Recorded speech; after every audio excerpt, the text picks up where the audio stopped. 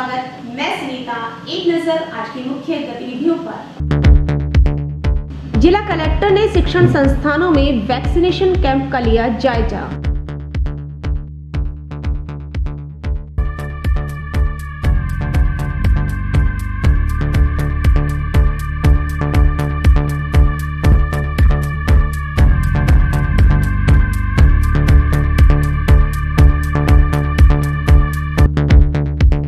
Bikaner police ने निकाला flag march, नई गाइडलाइन की अनुपालना की समझाइश।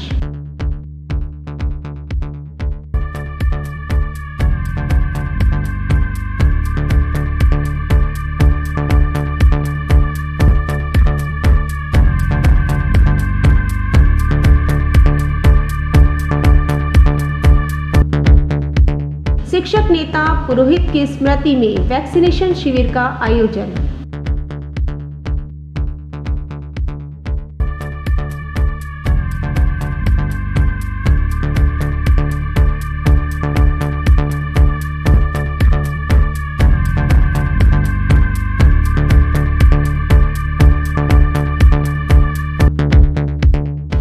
कोटा में चंबल नदी में 5 दिनों बाद मिला युवक का शव।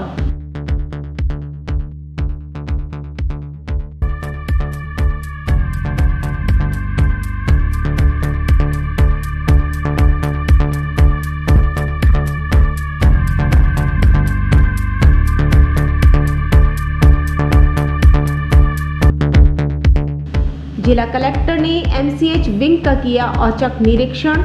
रविवार तक सभी व्यवस्थाएं सुनिश्चित करने के दिए निर्देश।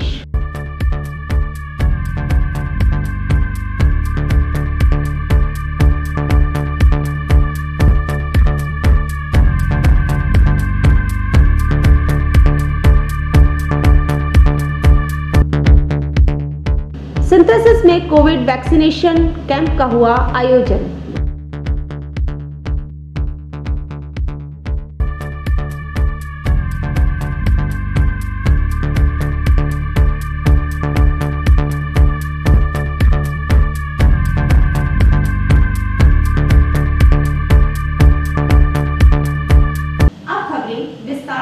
जिला कलेक्टर नमित मेहता ने विभिन्न शैक्षणिक संस्थानों में 15 से 17 आयु वर्ग के विद्यार्थियों के वैक्सीनेशन कैंप का लिया जायजा। जिला कलेक्टर नमित मेहता ने शनिवार को 15 से 17 वर्ष आयु वर्ग के विद्यार्थियों की वैक्सीनेशन की प्रगति का जायजा लिया। उन्होंने कहा कि सभी संस्थानों में शीघ्र ही 100% वैक्सीनेशन सुनिश्चित किया जाए। संस्था प्रधान इस पर विशेष ध्यान दें तथा यह सुनिश्चित करें कि कोई भी पात्र विद्यार्थी इससे वंचित नहीं रहे। उन्होंने इन संस्थाओं में मौजूद विद्यार्थियों से बातचीत भी की और कहा कि वैक्सीनेशन से घबराएं नहीं। विद्यार्थियों का उत्साह बढ़ाते हुए उन्होंने कहा कि कोविड से बचाव के मद्देनजर वैक्सीनेशन बेहद मजबूत सुरक्षा चक्र है। जिला कलेक्टर नमित मेहता ने बीकानेर का synthesis institute Sophia senior secondary school में टीकाकरण का जायजा लिया। इस दौरान मुख्य चिकित्सा स्वास्थ्य अधिकारी डॉक्टर बीएल मीणा, नीलम प्रताप सिंह, डॉक्टर निधि पूनिया सहित संस्थानों के प्रतिनिधि भी साथ रहे।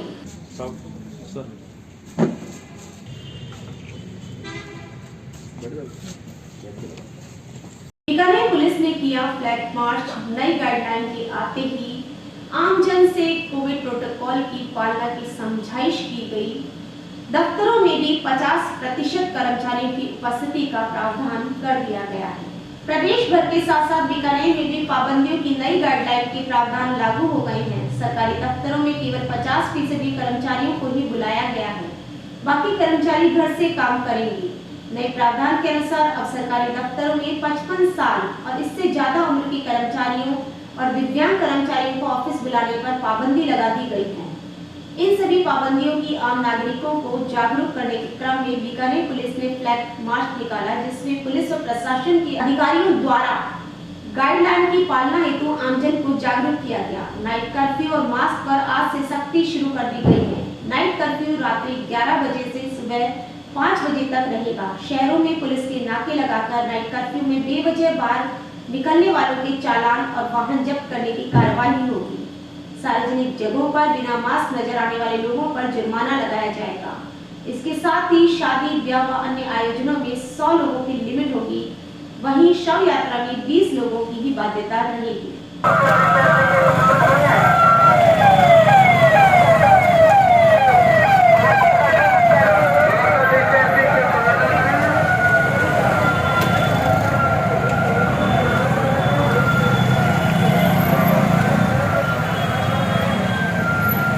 बीकानेर में कोरोना ने लगाया दोहरा शतक, तीसरी लहर के आने की संभावनाएं प्रबल। बीकानेर जिले में कोरोना संक्रमण फिर फैलने लगा है। बुधवार को 5 केस सामने आने के बाद शनिवार को 194 नए संक्रमित सामने आए। इसके बाद स्वास्थ्य विभाग सतर्क हो गया है। अंदेशा है कि यह तीसरी लहर के संकेत हैं। कोरोना के मरीज बढ़ने के बावजूद कोरोना अस्पताल परिसर में लापरवाही बरती जा रही है। ओपीडी में मरीजों की भीड़ उमड़ रही है। वहीं कोरोना से बचाव के लिए वैक्सीन लगवाने के लिए आ रहे ज्यादातर किशोरों के चेहरे पर मास्क नहीं दिखता। अस्पताल में भी संक्रमण फैलने का कारण बन सकता है। शुक्रवार को 165 संक्रमित सामने आने के बाद स्वास्थ्य विभाग में भी हड़कंप मचा। विभाग ने जागरूकता के साथ वैक्सीनेशन पर फोकस किया। ओपीडी प्रभारी ने भी लोगों का आह्वान किया है कि वे सर्दी जुकाम जैसे लक्षण दिखाई देने पर कोरोना की जांच करवाएं। उन्होंने बताया कि स्वास्थ्य विभाग ने भी कोरोना जांच का दायरा बढ़ा दिया है। जिले में कोरोना संक्रमितों का आंकड़ा बढ़कर 471 तक पहुंच गया। कोरोना ओपीडी में कोविड जांच को लेकर मरीजों की भारी भीड़ उमड़ रही है। कोरोना को लेकर जिला प्रशासन द्वारा जारी गाइडलाइन की पालना जरूरी है, लेकिन आम लोग इसकी अनदेखी करते दिखाई दे रहे हैं। लोगों की ये अनदेखी निकट भविष्य में भारी पड़ सकती है।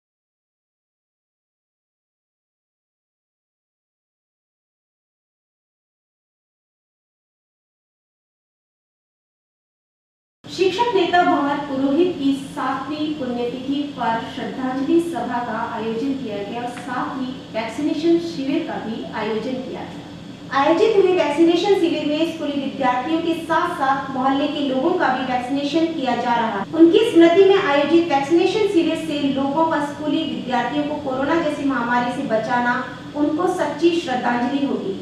इससे पूर्व बड़ी संख्या में मौजूद शिक्षक नेताओं एवं शिक्षकों ने शिक्षक नेता भंवर पुरोहित के चित्र पर श्रद्धा सुमन अर्पित कर उनके द्वारा शिक्षक हित में किए गए कार्यों को याद किया। इस मौके पर वक्ताओं ने शिक्षक नेता भंवर पुरोहित के अधूरे कार्यों और सपनों को पूरा करने पर बल देते हुए संकल्प लेने की आवश्यकता जताई।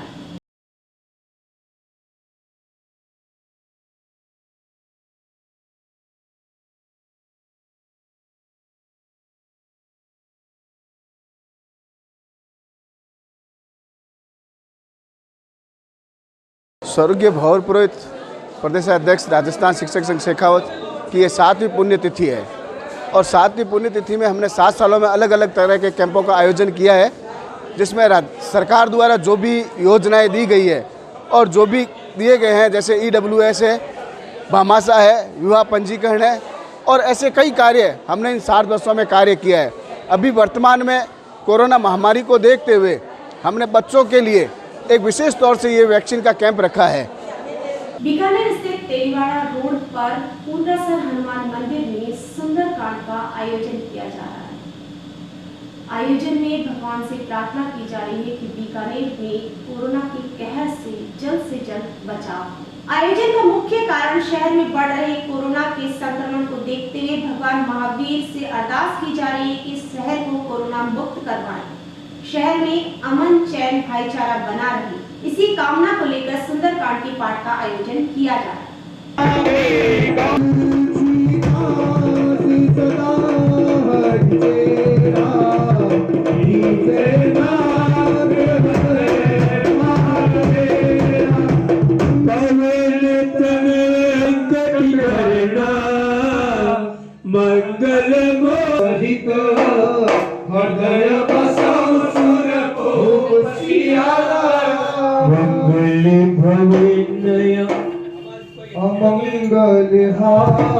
ये बीकानेर में बढ़ते कोरोना को रोकथाम के लिए किया जा रहा है। जो शहर में जो कोरोना का भी जो बहुत ज़्यादा पॉजिटिव केस आ रहे हैं उसको रोकने के लिए भगवान से प्रार्थना की जा रही है। हमारा महादेव ग्रुप जो आज पूरे शहर में 9 जगह पे हनुमान चालीसा का 108 पाठ करेगा, हर जगह अलग अलग। आज पूर्णसर हनुमान मंदिर से तेलीवाड़ा से स्टार्ट किया गया है, इसका शुभारम्भ किया है हमने और अब ऐसे हम 9 जगह और पाठ करेंगे जिससे कोरोना और ना बढ़े और कोरोना के रोकथाम कम हो।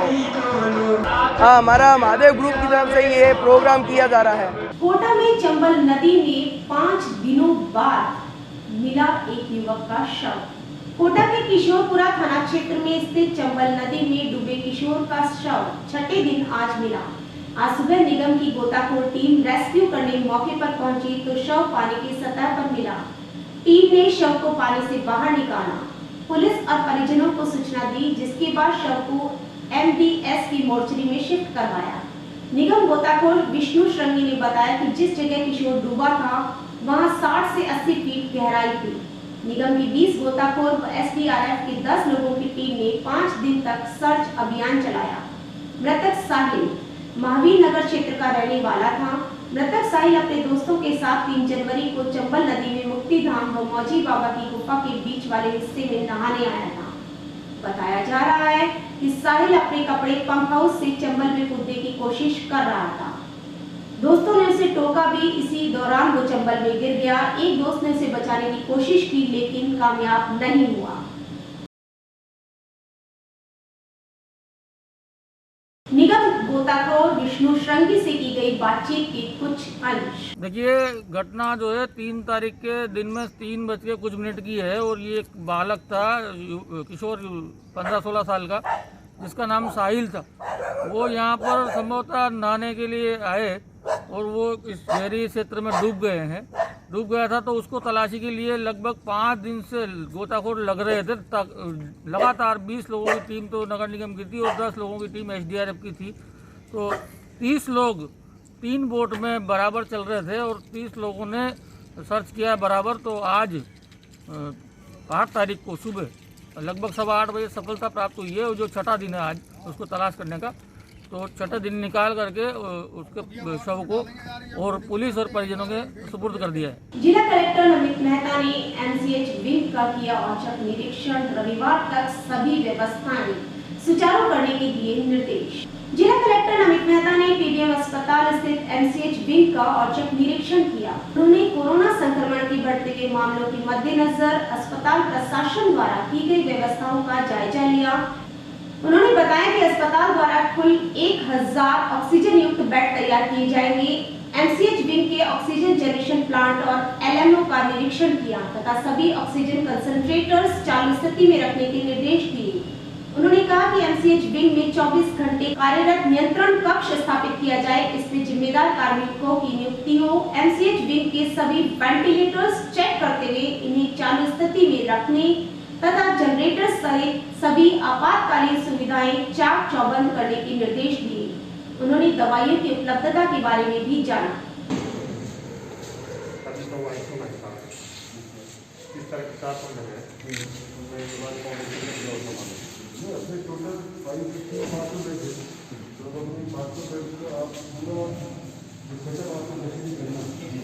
हमारे संवाददाता द्वारा जिला कलेक्टर नमित मेहता से की गई बातचीत। देखिए, अब कोविड के केसेस तो बढ़ रहे हैं, आप सही कह रहे हैं, पर क्योंकि अभी हम ऑलरेडी 2 साल से कोविड मैनेजमेंट एक बार कर चुके हैं तो काफ़ी स्थितियाँ हमारे यहाँ कंट्रोल में है।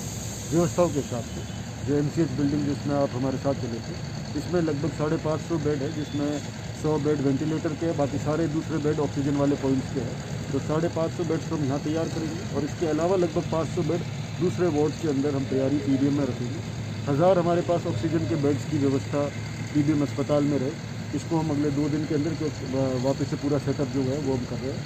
और अभी तो पेशेंट लोड है नहीं बिल्कुल, पर पीबीएम है, इसको पूरा पिछली वेव के हिसाब से मुस्तैदी के साथ पीबीएम में सारे रिसोर्सेज पहुँचे, इसकी व्यवस्था की जाए।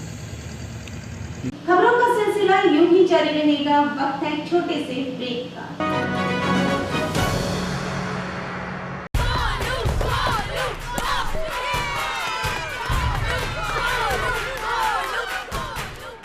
If Arjun is batting, why are we cheering for Golu? He isn't even here. Arey, you don't know? He hasn't come so that we don't get infected. Spread of novel coronavirus disease can be stopped. Staying away from public places when you have fever with cold and cough could stop spreading it. Help us to help you. Visit your nearest health facility if you have cough, fever or difficulty in breathing, or contact helpline number 9111 2397 8046.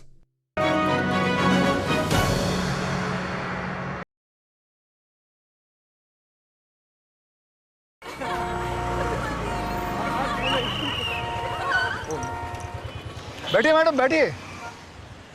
अरे देखो इनको, इनकी नाक देखो, बिल्कुल अपने पिताजी से मिलती है। देखो इसकी आंखें देखो। पता है तेरे पिताजी ने हमें हंसाया है, रुलाया है, मनोरंजन दिया है। मतलब कौन सा गाना था? एक चतुर नार बड़ी होशियार है, क्या गाना था वो? ओए बेटो, तू यहाँ क्या कर रहा है? और ये दोनों लड़कियां कौन है? देखिए भाई साहब, आप कौन है? जी मैं इसका बाप हूँ। आप इसके बाप हैं?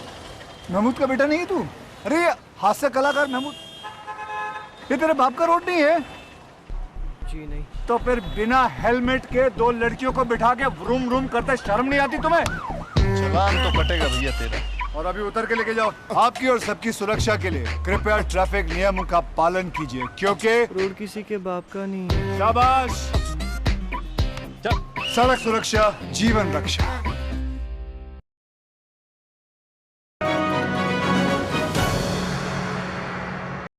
कोरोना के लक्षण क्या हैं? बुखार, सूखी खांसी, थकान, स्वाद या गंध का ना आना। इसके साथ ही कुछ लोगों में कुछ और लक्षण भी पाए जा सकते हैं, जैसे कि गले में खराश, सर या बदन दर्द, त्वचा पे चकत्ते पड़ना, आंखों का लाल होना या दस्त लगना। अगर आपको इनमें से कोई भी लक्षण हो तो बिल्कुल भी लापरवाही ना बरतें और ये 3 चीजें जरूर करें। बीमारी से परिवार वालों को बचाने के लिए थोड़ी दूरी बनाकर रखें, कोरोना की जांच कराएं और डॉक्टर की सलाह लें।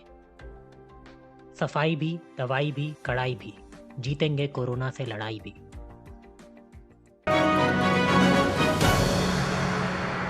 ब्रेक के बाद आपका फिर से स्वागत है। भारतीय जनता पार्टी के कार्यकर्ताओं ने पंजाब के मुख्यमंत्री का पुतला फूंक कर किया विरोध प्रदर्शन। भाजपा कार्यकर्ताओं ने पंजाब के मुख्यमंत्री चरणजीत सिंह चन्नी का गांधी पार्क में महात्मा गांधी की मूर्ति के पास विरोध प्रदर्शन कर नारेबाजी की। विधानसभा मुख्यालय पर फूंका पुतला। भारतीय जनता पार्टी बीकानेर देहात के जिला अध्यक्ष ताराचंद सारस्वत ने पंजाब कांग्रेस सरकार द्वारा प्रधानमंत्री नरेंद्र मोदी की सुरक्षा में चूक करने पर पंजाब सरकार पर निशाना साधते हुए राष्ट्रपति शासन लगाने की मांग की। उन्होंने कहा, प्रधानमंत्री का पद गरिमामय संवैधानिक पद है। इसकी सुरक्षा का जिम्मा किसी एक राजनीतिक दल का न होकर राष्ट्र की सुरक्षा अस्मिता से जुड़ा है। कांग्रेस की पंजाब सरकार द्वारा प्रधानमंत्री की सुरक्षा में चूक क्षमा योग्य नहीं है, यह घोर निंदनीय है। इस प्रत्यय साजिश पर कांग्रेस की पंजाब सरकार की जितनी निंदा की जाए वह कम है। सरकार को बर्खास्त करो, बर्खास्त करो, बर्खास्त करो, सरकार को बर्खास्त। जिला कलेक्टर अमित मेहता ने कहा कि जिले में सभी औद्योगिक इकाइयों में कोविड एप्रोप्रिएट बिहेवियर की अनुपालना है। इन इकाइयों में कार्य करने वाले श्रमिकों तथा उनके सभी परिजनों को वैक्सीनेशन की दोनों डोज लगी हो यह सुनिश्चित किया जाए। उन्होंने कहा कि कोरोना से बचाव के लिए जागरूकता के साथ प्रोटोकॉल की पालना करना जरूरी है। इसमें औद्योगिक इकाइयों की भूमिका भी महत्वपूर्ण है। प्रत्येक व्यापारिक प्रतिष्ठान पर जागरूकता से संबंधित संदेश लगाए जाएं। प्रत्येक व्यक्ति मास्क लगाकर आए और आपसी दूरी बनाए रखे। उन्होंने कहा कि श्रमिकों के 15 से 17 वर्ष आयु वर्ग के बच्चों के वैक्सीनेशन के लिए विशेष अभियान चलाया जाए। औद्योगिक इकाइयों में रैंडम सैंपलिंग भी की जाए। जिला कलेक्टर ने कहा कि औद्योगिक क्षेत्रों से आने वाले ट्रक चालकों सहित प्रत्येक वाहन चालक भी वैक्सीनेट हो। यदि कोई वैक्सीनेशन की किसी डोज से वंचित है तो उसके लिए विशेष सेशन लगाया जाए। इसके लिए जिला उद्योग केंद्र की महाप्रबंधक को परिवहन अधिकारी और मुख्य चिकित्सा एवं स्वास्थ्य अधिकारी के साथ समन्वय करते हुए विशेष सेशन के आयोजन के लिए निर्देशित किया। हमारे जितने भी व्यापारी और उद्योग संगठनों के पदाधिकारी है या संघ है, उनको मार्क ऑफिशियली मार्क करके भेज एक सर आरटीओ को भी पाबंद करें, जो ट्रक वाले आते हैं हमारे यहाँ सिंगल डोज की नहीं लगी है। और वो फेंकती मारते हैं। प्रदेश में बढ़ रही है कड़ाके की सर्दी। राजधानी जयपुर में गिरे चने के आकार के ओले। राजधानी जयपुर में आज फिर मौसम ने खाया पलटा। सर्द हवाओं के बीच चल रही बारिश से सर्दी को और बढ़ावा मिला, तो बारिश के साथ अचानक गिरने वाले ओलों से राजधानी के लोगों का सर्दी से हाल बेहाल हो गया। अचानक गिरे चने के आकार के गोलों से सर्दी का असर बढ़ गया और लोगों को अपने रोजमर्रा के काम निपटाने गंतव्य तक पहुंचने में भी खासी मशक्कत का सामना करना पड़ा।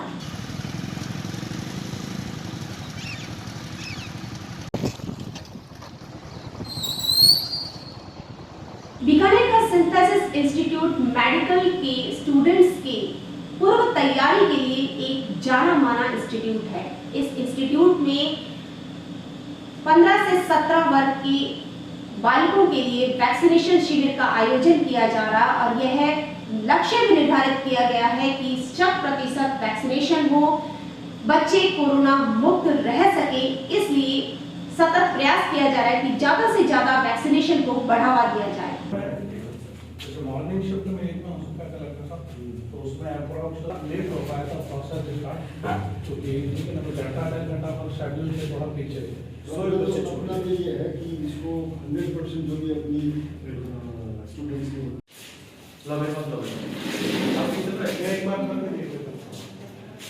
एक बार